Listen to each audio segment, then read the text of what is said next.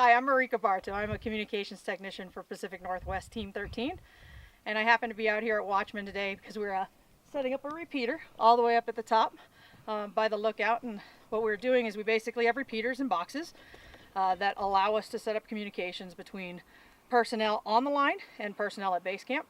And what's unique about this fire is we actually have two. We have the Spruce Fire on the north and the Red Blanket Fire, the Blanket Creek Fire, I'm sorry, on the south. And we use Watchman because it's at 8,000 feet, so it's allowing us to have access to both fires simultaneously. So it's hopefully the last piece of the puzzle of our communications. We have 4 different command repeaters. All of those talk to the firefighters and then back into base camp.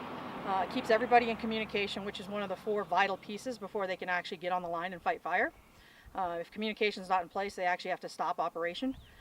So we get the wonderful opportunity of climbing mountain tops and taking helicopter rides and putting up equipment so that way that can stay in place and they can continue to fight the fires and hopefully keep everybody safe, both life and property. So we have one on Hirschberger, we have one on Red Blanket Mountain, we have one on Huckleberry, and this was our 4th one here.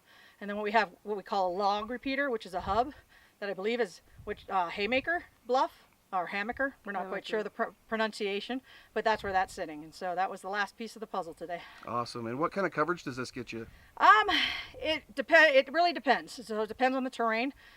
Down here in this area, there's a lot of highs and lows, and so it can bounce off stuff. It can sometimes go over the top. Can't really go through. So which is why we've had to set up a few more than normal for this size fire. But it's doing a good job. This one kind of was the key because of the elevation.